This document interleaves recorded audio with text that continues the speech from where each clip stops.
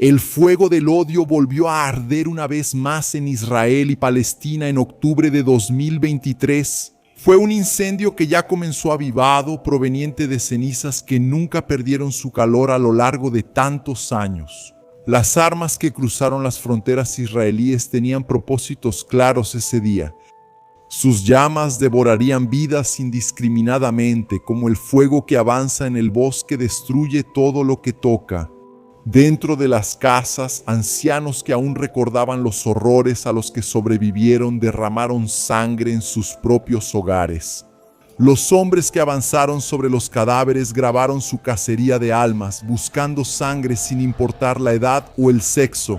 Las violaciones ocurrieron en un festival de odio, con los principios de exterminio escritos en la propia declaración de existencia de la organización que estaba allí. Y como todo lo que sucede en la región, esas acciones causarían aún más sufrimiento a inocentes de todas las edades que vieron el cielo derramar destrucción sobre sus tierras.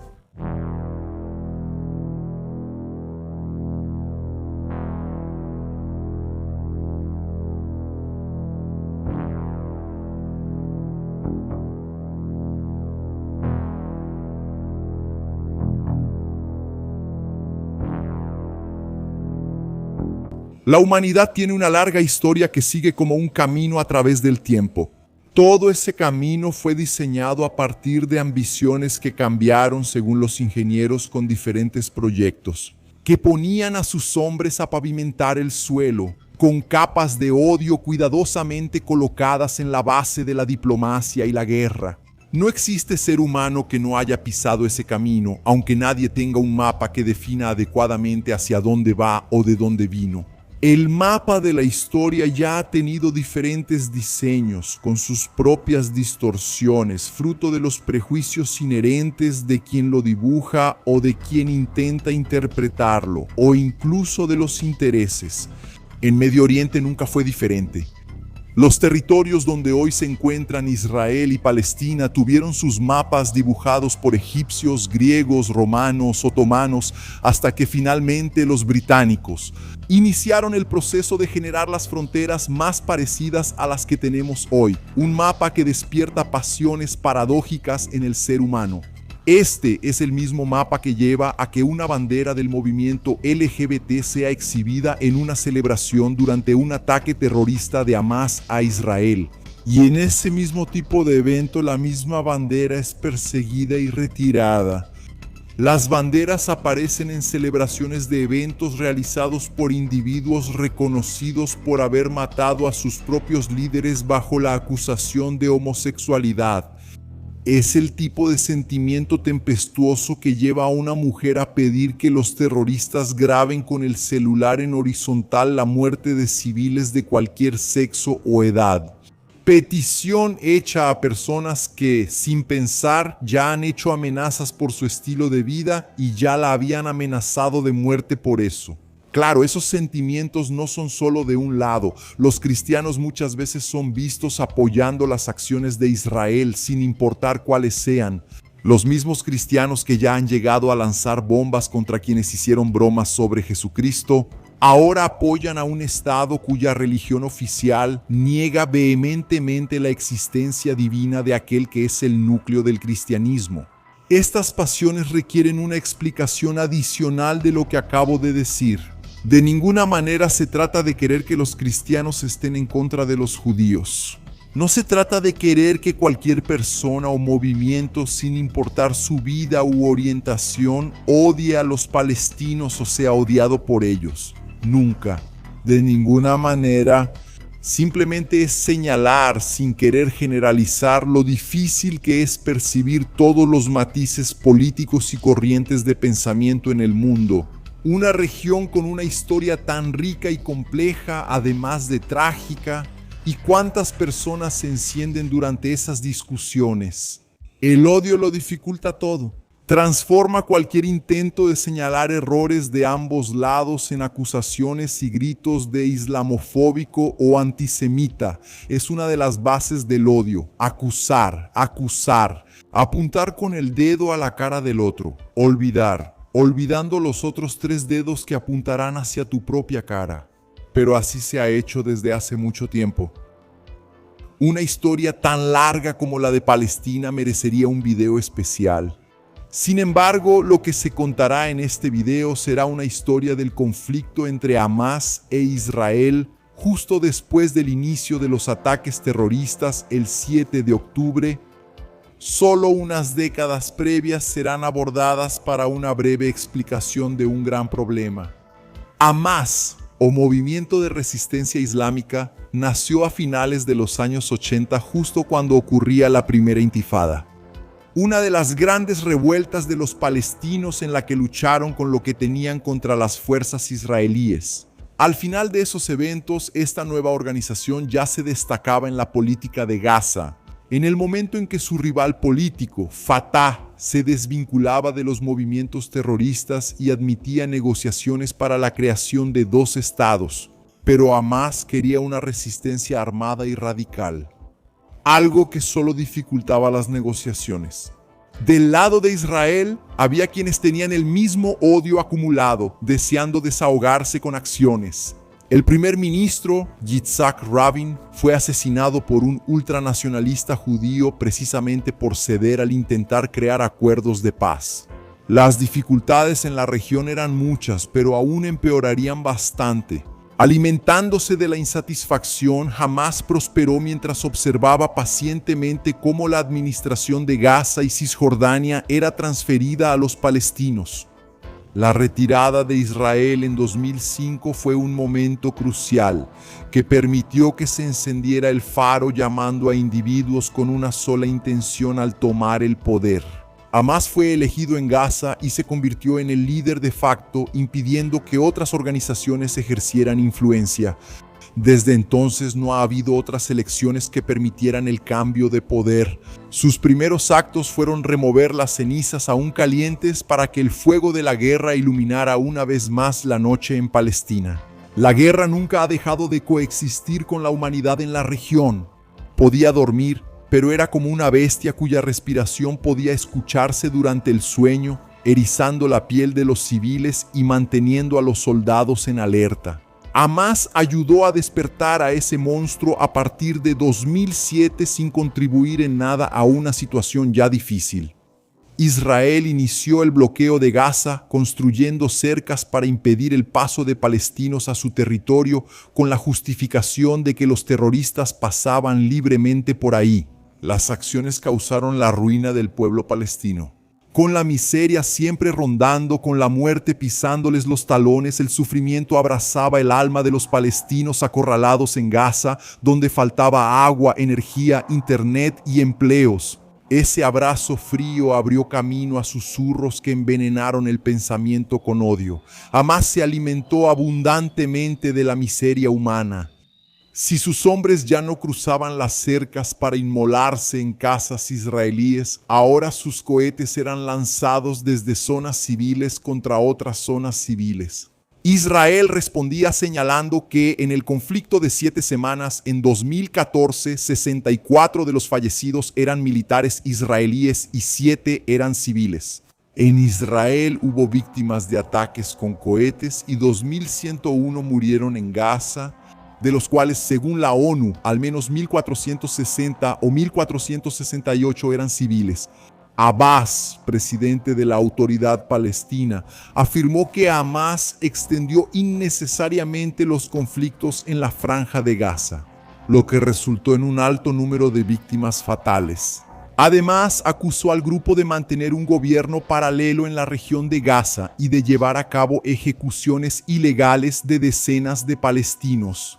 La miseria, el hambre y el fuego de la guerra eran los fertilizantes de la cosecha de la muerte en Palestina. Hamás entró en otros conflictos, incluso desestabilizando las negociaciones de paz en 2010. Como si no bastaran las acciones del otro lado, nuevamente en 2009 Benjamín Netanyahu asumía el poder como primer ministro de Israel. Ex líder de las fuerzas especiales, Sayeret Matkal, fue considerado desde que asumió el poder un líder conservador y poco favorable a la paz con Palestina. Sus políticas de expansión en los asentamientos en Cisjordania fueron continuamente criticadas. Más que eso, una de las acusaciones que más pesaban en algunos círculos era su táctica de dividir para conquistar, disminuyendo el poder de la autoridad palestina y manteniendo a Hamás en Gaza bajo financiamiento directo de Qatar. Uno de los argumentos utilizados era que no se trataba simplemente de disminuir el poder de Abbas, sino que se esperaba que, con esa responsabilidad, la organización se liberara de la restricción. La guerra de 2014 pareció haber acabado con las esperanzas, con la muerte de más de 1.400 palestinos. Niños tuvieron sus vidas y sueños sepultados para siempre bajo los escombros, siendo solo sus almas testigos de la discusión sobre quién los habría matado, un cohete fallido de Hamás o una bomba de Israel. Lentamente, todo pareció haberse detenido. El fuego de Hamás se redujo a un calor que mataba más lentamente dentro de Gaza. Israel observó, viendo curiosamente cómo el enemigo parecía solo un grupo de terroristas harapientos que ya no volverían a atacar. Un simple grupo terrorista no libraría una guerra directa, especialmente en ese momento en que los trabajadores de Gaza cruzaban la frontera para trabajar. La pasividad de Hamás generó críticas de quienes los apoyaban, pero sus líderes solo se encogieron de hombros pareciendo satisfechos con el flujo de dinero. Incluso fueron acusados por Fatah de huir con dinero para vivir en el lujo en capitales del mundo árabe, mientras que en Gaza la pobreza persistía. Si Hamás parecía el dragón dormido, no significaba que la muerte y la guerra se hubieran olvidado de Palestina.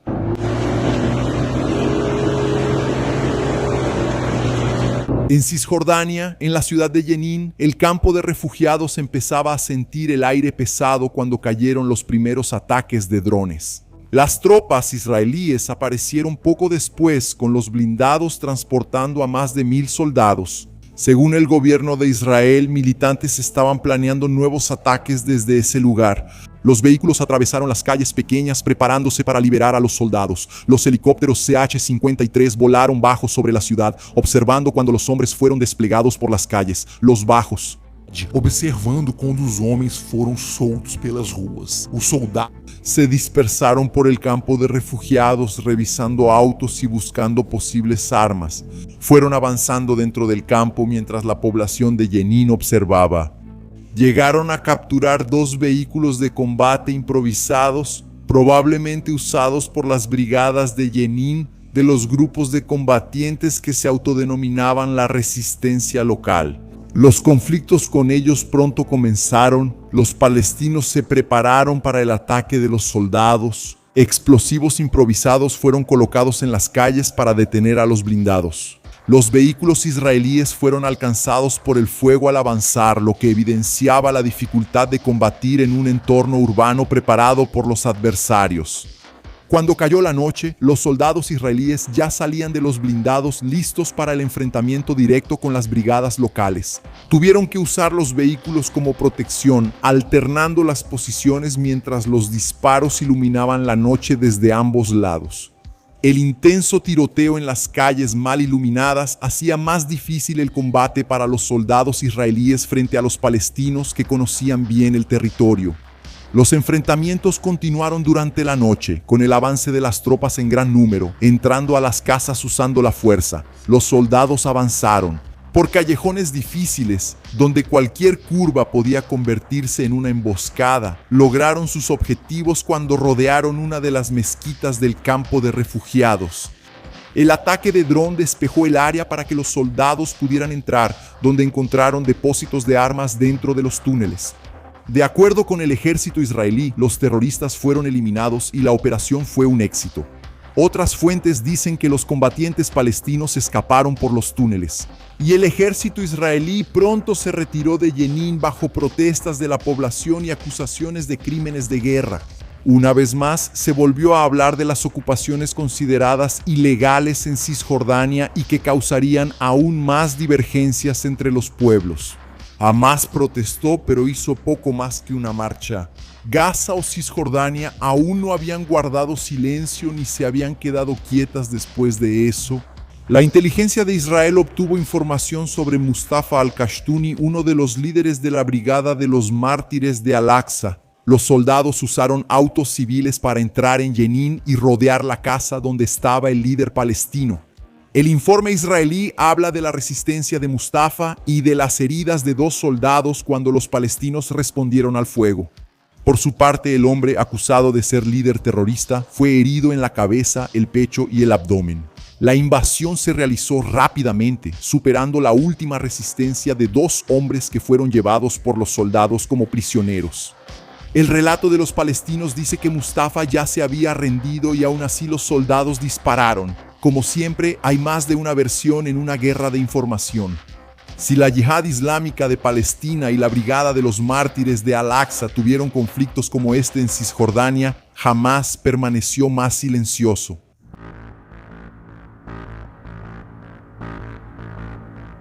El año 2023 fue complejo, con muertes y acusaciones de ambos lados, con pérdidas de civiles. Desde Gaza, los trabajadores seguían entrando y trabajando en Israel, como una señal que parecía apuntar ligeramente en una dirección positiva. Mientras tanto, cuando el mundo observaba a Ucrania y Rusia derramar la sangre de miles de soldados, algo más que la guerra de casi 2 años despertó a la humanidad ante un nuevo horror. Era el 7 de octubre de 2023 cuando una organización política con brazo armado inició sus planes. Lo que se vería ese día no sería simplemente un ataque localizado de un grupo terrorista o un movimiento de resistencia. Era un ejército entrenado con base política, con intenciones claras, en el que los civiles no eran daño colateral en su combate. Pero parte de su objetivo, la llama de Hamás, ardía una vez más. Eran las 6:30 de la mañana cuando sonaron las sirenas en Israel. La mañana fue interrumpida por los cohetes que inundaron los cielos, acompañando al sol naciente mientras la gente aún se preparaba para su día. Sorprendidos, todos intentaron seguir los protocolos que podrían mantenerlos a salvo. Más de 2.000 misiles cayeron sobre las ciudades. Algunos aún dicen más de 5.000, lo que despertó la cúpula de hierro, la protección de Israel, de su sueño para intentar impedir que el desastre alcanzara las áreas civiles.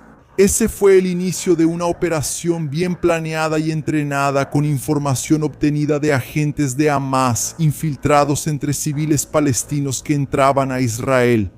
Tierra, agua y mar se llenaron del fuego de Hamás. Ellos se prepararon durante el amanecer, iniciando el vuelo hacia el terror con la confianza de una buena planificación. Los soldados de Hamás volaban junto con los cohetes, dirigiéndose a causar más sufrimiento. Muchos que lo veían no podían creerlo. En una fiesta en medio del desierto, cientos de jóvenes bailaban sin preocuparse. En el cielo, parapentes circulaban pareciendo parte de las celebraciones. Los jóvenes grabaron, emocionados por la sorpresa que la organización ofrecía. Quienes aterrizaron fueron ellos. Hombres con otra determinación, tocando el suelo con los pies firmes y las manos aferradas a rifles. La sangre ya se desbordaba en el suelo cuando el pánico se apoderó, llevando a muchos a correr desesperados hacia los autos. Los proyectiles danzaron en el aire, alcanzando a personas que huían desesperadas. Los cuerpos que caían al suelo no podían confundirse con combatientes, ya fuera por su vestimenta o por sus manos vacías, salvo por las llaves de los autos hacia los que pretendían correr. Los policías intentaron proteger y organizar a las personas, salvando tantas vidas como pudieron, pero eran pocos y no estaban preparados ante los soldados que avanzaban. Quienes se escondieron en los baños no tuvieron la menor oportunidad. Hamás se encargó de llevar la muerte a cada cubículo, sin importar quién estuviera adentro. La salvación no estaba garantizada ni para quienes estaban en los autos. Los bloqueos de Hamás fueron hechos para matar. Obedecer las órdenes de detenerse no era un intento de evitar conflictos, sino simplemente entregar el cuello a las fauces del lobo. 260 cuerpos cayeron en la arena del desierto mientras los hombres de Hamás caminaban en el festival de la muerte, esperando las órdenes para el próximo objetivo. Esos no eran simplemente terroristas desorganizados. Eran soldados entrenados y con planes para más desastre. Las cercas y muros que Israel puso alrededor de Gaza fueron derribados al mismo tiempo que los vuelos de los militantes cruzaban el cielo. El sol salía en el cielo para presenciar los horrores de ese día. Bajo esa luz, los soldados de Hamás se aprovecharon de ser considerados solo un grupo terrorista y avanzaron destruyendo. La planificación permitió que sus motos y hombres pasaran por la tierra por las aberturas para encontrarse directamente con sus primeros objetivos, civiles. Invadieron las casas de los residentes que tuvieron que salir a toda prisa y cuando no salieron encontraron la muerte. Esos sí no eran secuestrados. Las armas de Hamás dispararon de manera que no generaría ninguna de las informaciones contradictorias sobre esa guerra, como ocurría en tantos otros casos. Nadie diría que eran civiles en fuego cruzado. Objetivo calculado incorrectamente. Civiles usados como escudos, individuos que podrían o no ser considerados combatientes. Hombres y mujeres, ancianos y niños fueron abatidos con disparos repetidos de manera tan explícita que las opiniones solo se dividirían en dos: el derecho o no a la venganza y hacer un ataque directo contra civiles. Los sobrevivientes del lugar fallecieron junto con más de 1000 individuos. Otros 200 individuos fueron secuestrados y llevados a Gaza, todo filmado por los propios soldados. Las fuerzas militares, ciegas ante el avance de Hamás, no lograron protegerse de la ola de terror que devoraba cualquier vida a su paso. Dentro de una base, los soldados israelíes se amontonaban desarmados mientras el enemigo se acercaba. Los gritos de Alá Akbar se escuchaban cada vez más cerca, mientras algunos de los soldados aún intentaban una resistencia desorganizada. Las bases con tanques y todo el equipo no fueron nada ante la sorpresa del avance.